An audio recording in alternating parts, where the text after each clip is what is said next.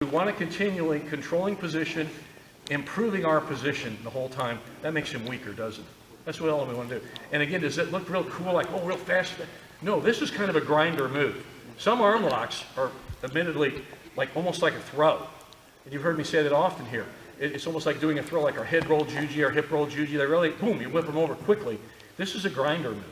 And that's okay. Grinder moves work too. Right, we'll start here.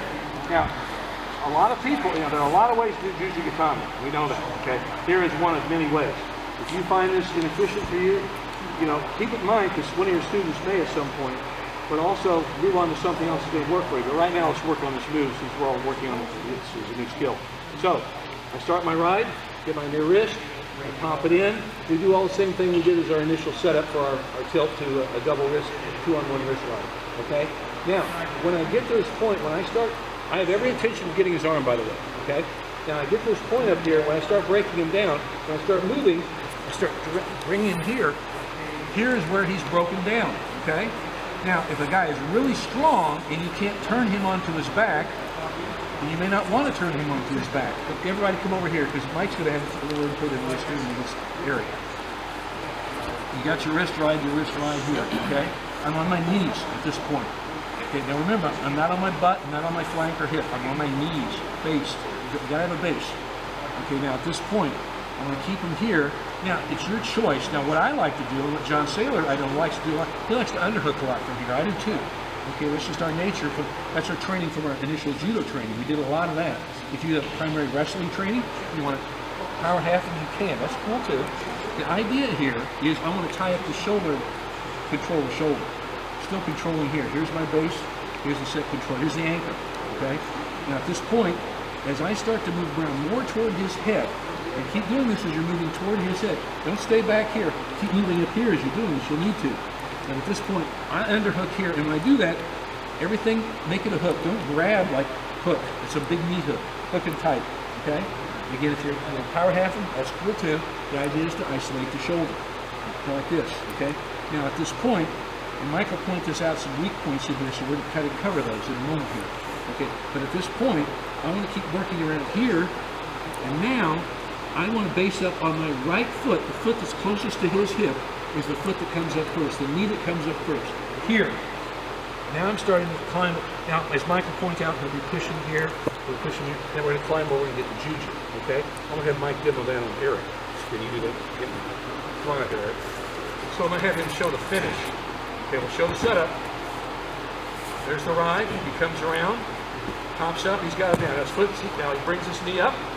So for me, I really like to drive his head. Go ahead and coach it from here. Yeah. I like to get his trap here if I can, and then I'm just driving this foot as close as possible as I can to his back. So I'm really isolating with his wrist and my foot here. And so that way, when I make this transition, because that's the weak point here, when you shift to this arm bar, you've got to give up this wrist. And so for me, I like the half here on the trap because I can take that, shove that real quick, and then step over. And as long as I've got it real tight, I've got a good clean finish. Kind of shows some of the face. Watch him do it, kind of full round.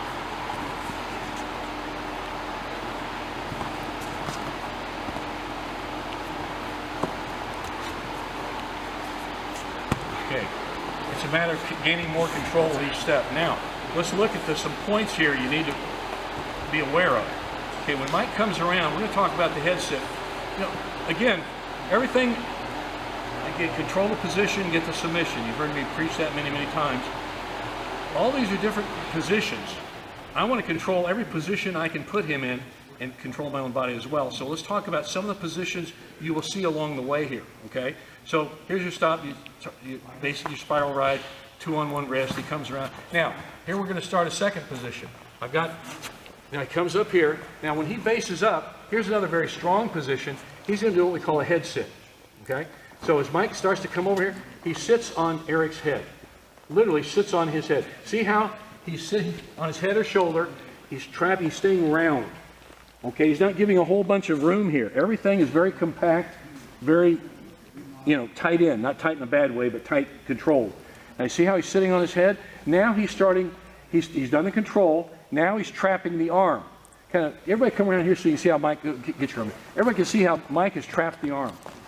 He's not just grabbing with his hands, he's using his whole arms. He's using his meat hooks. He's hooking. And that hooks Eric's upper arm, or yeah, to Mike's chest, his torso. You see that? He's sitting on his head. Notice how he's squatting? His knees are up. He doesn't need to kick this leg over the torso to make it work. He can keep it there. It's wedged in tight. Now, what all Mike really has to do is roll back, and as he rolls back, he starts to elongate and lever that arm free. And notice the knees stay there. The knees were straight, and the knees were tight. And notice the angle. If you can get him at that angle, you know, like I always use, you guys heard me use it many times before. When we bench press, we do this, don't we? We don't do this, do we? Because we're really weak in this position. So Eric is really weak in this position here. He's stretching that shoulder. He's up a little bit. And the elbow, it hurts because he's extending the whole muscle line here. So it's not just an elbow joint lock. It's a shoulder, muscle, tendon, everything hurts. We want everything to hurt on him to make it tap out more. So tight in like that. See how he's trapping here? All these elements have to be in play. So one more time. And again, is it real fast, smooth, cool move? No, you have to work it. You have to keep working, working, working. It's a position of gaining more control, and understand that you're doing that all the time. You finish and you finish out. In worst case scenario, guys. Come on in. Mike's got a good point here, and I think people are seeing this as well, but let's emphasize it. Mike, come on in here and start your stuff, and go ahead. We want to liken this shoulder control. Again, probably one of the weakest points. So we'll use this as an example of shoulder control. When you get behind him in a seated rodeo ride, right, and you want to start working him, see how you've got to keep controlling that shoulder? Just like before, and we'll relate this to the actual move in a moment. See how he keeps controlling here? So go ahead and talk it through, Mike. Yeah, so I like the same sort of setup when I'm working for a choke and I can't get the choke because the guy's too strong or whatever. I'll use this same sort of isolation on the shoulder to get my body to shift around. And as long as I keep, you know, a point of contact low and a point of contact high, so when I'm switching over here, I don't cross my legs, but I shove down and I can just use this to base out, and I can really keep his torso contracted, and I keep a high level of control through it all, and then it's the same finish for the armbar. Show how to do it now, relate that to this move. No, start on elbows and knees. Start on elbows and knees. So when he does that, so here's the point we're talking about, guys. Now watch the shoulder control. When Mike brings us around, now keep watching here. See the shoulder control here? That's what he's doing. That's what he's talking about. You got to control that near shoulder is what he's telling you, okay?